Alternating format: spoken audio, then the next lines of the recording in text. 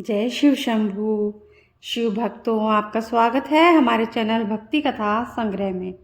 आज हम आपके सामने प्रस्तुत करने जा रहे हैं श्री शिव महापुराण से शंखचूड़ का युद्ध।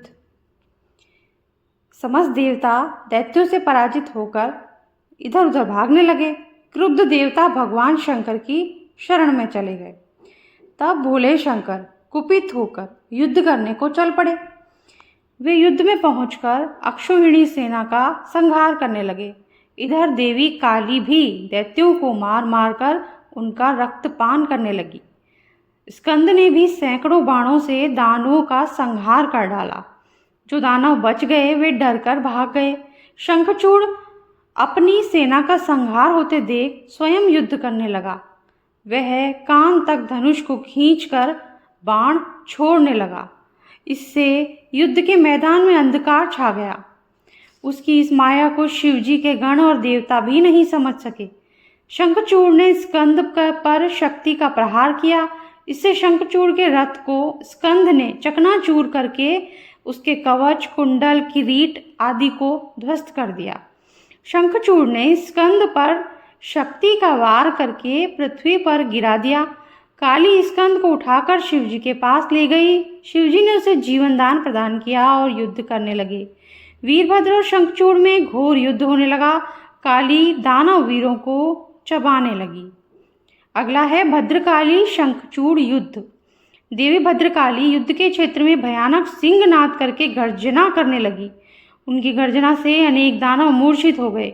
विकराल दांतों वाली चंडी राक्षसों का रक्तपान करने लगी। शंखचूड़ स्वयं काली के साथ युद्ध करने लगा।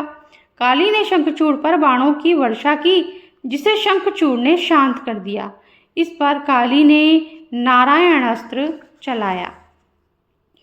इस पर शंखचूड़ ने रथ से उतरकर नारायण अस्त्र को प्रणाम करने लगा। इससे वह अस्त्र शांत हो गया।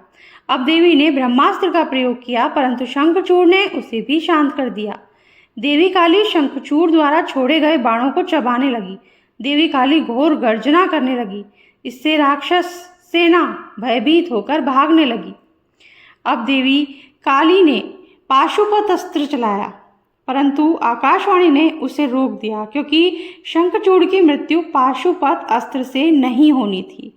धीरे धीरे देवी भद्रकाली 100 लाख दानवों का भक्षण कर गई। वह शंखचूड़ को भी खाने के लिए दौड़ी, परंतु शंखचूड़ ने रौद्रास्त्र से उसे रोक दिया। शंखचूड़ ने देवी भद्रकाली पर अनेक अस्त्रों का प्रयोग किया, परंतु उन्होंने उन सबको खंड खंड कर दिया तथा उसके चक्रादि को लील गई। अब काली ने अपने मुष्टि प्रहार से शंखचूड़ को पृथ्वी पर गिरा दिया। इसके पश्चात देवी ने उसे घुमाकर ऊपर फेंक दिया, परंतु वीर प्रतापी शंखचूड़ वेग से कूदकर पृथ्वी पर खड़ा हो गया। आकाशवाणी ने देवी काली को बताया कि शंखचूड़ केवल शिवजी के द्वारा ही मारा जा सकता है। इससे शिवजी वृषभ पर चढ़कर युद्धभूमि में पहुंच गए। शिवजी को देखकर शंखचूड़ ने रथ से उतर उन्हें प्रणाम किया। फिर विमान पर आरूढ़ होकर भगवान शिव से युद्ध करने लगा। उसने 100 वर्ष तक शिवजी के साथ युद्ध किया। वे आपस में विभिन्न अस्त्रों से युद्ध करते रहे। वीरभद्र और नंदी ने भी अनेक असुरों को मार गिराया। शेष बचे दैत्य डर कर भागने लगे। अगला है शिवजी द्वारा शंखचूड़ का वध। अपनी सेना को भागते देखकर शंखचूड़ ने उन्हें रोका और शिवजी पर मेघवत बाणों की वर्षा करने लगा। वह अदृश्य होकर शत्रु सेना में भय फैलाने लगा। देवता उसकी माया को समझ नहीं सके। भगवान भोले शंकर ने उसके वध के लिए अपना त्रिशूल उठाया। उस त्रिशूल का तेज सहन करना तेजस्वियों के लिए भी मुश्किल था। आकाशवाणी ने महादेव को त्रिशूल चलाने से रोक दिया। आकाशवाणी ने कहा, आप वेद मर्यादा का नाश न करें। इसके पास जब तक विष्णु का दिया कवच और पतिव्रता पत्नी है, तब तक नहीं मारा जा सकता। तब शिवजी ने त्रिशूल को रोक लिया। इसके बाद शिवजी ने विष्णु जी का स्मरण किया। विष्णु जी वहां आए। विष्णु जी ने वृद्ध ब्राह्मण का वेश बनाकर शंखचूड़ के पास जाकर उससे भिक्षा में कवच मांगा। शंखचूड़ ने अपना कवच उन्हें भिक्षा में दे दिया। इससे विष्णु जी शंखचूड़ का वेश धारण कर उसकी पत्नी तुलसी के पास गए और तुलसी के साथ रमण करने लगे। समय मिलते ही शिवजी ने विजय नामक शूल शंखचूड़ पर चलाया। इससे उसका संहार हो गया। आकाश में दुंदुभी बजने लगी, देवता फूलों की वर्षा करने लगे। शंखचूड़ भी पाप मुक्त हो गया।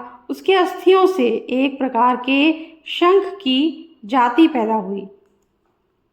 इसी के साथ आज का ये वीडियो हम समाप्त करते हैं।